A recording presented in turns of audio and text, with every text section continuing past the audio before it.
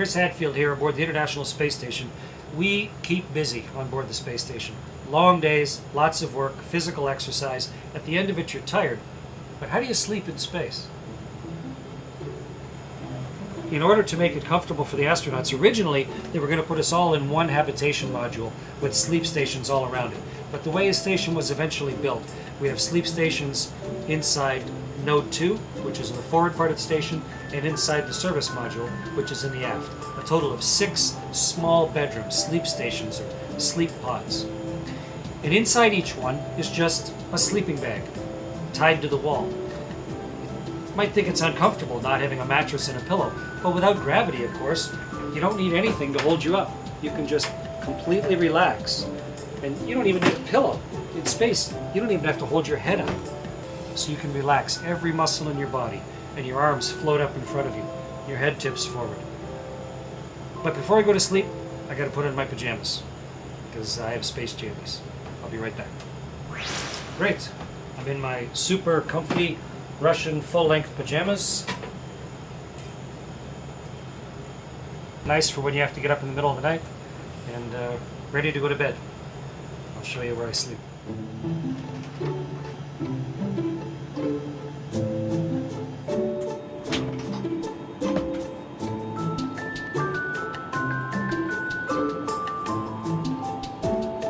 This is my sleep station, my sleep pod.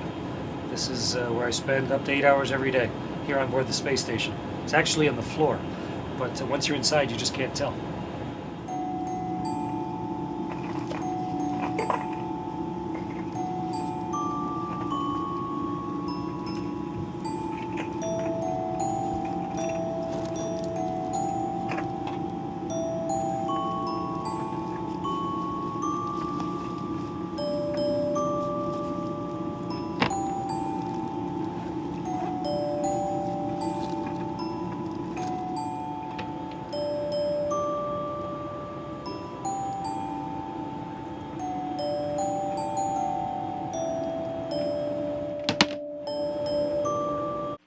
Hello, my name is Ayla. I'm in grade 9, and my question for you is, do astronauts ever get sick or ill aboard the ISS? Ayla, when we first get to space, we feel sick. Your body's really confused. And so, you know, you're dizzy, your lunch is floating around in your belly because you're floating, and what you see doesn't match what you feel. So you want to throw up. So how do you throw up if you get sick in space? Oh, the sun's starting to come up.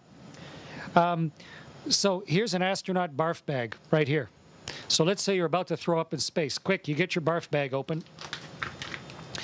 And now think about what happens on Earth when you throw up. Now that'll be okay.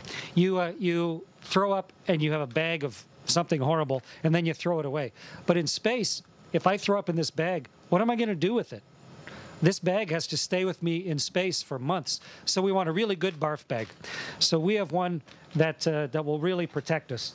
And this one has a liner in it, so that when you throw up into it,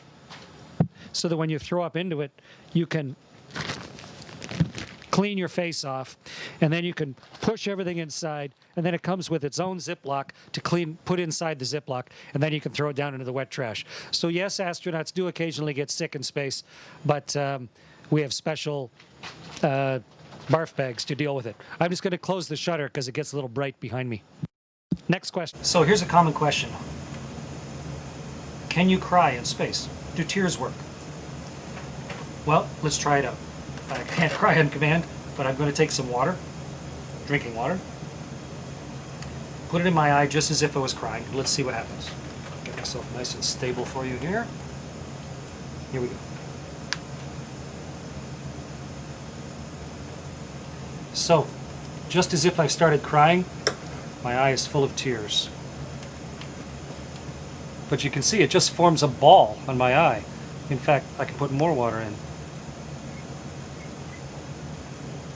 And so if you keep crying, you just end up with a bigger and bigger ball of water in your eye, until eventually it crosses across your nose and gets into your other eye, or evaporates, or maybe spreads over your cheek, or you grab a towel and dry it up.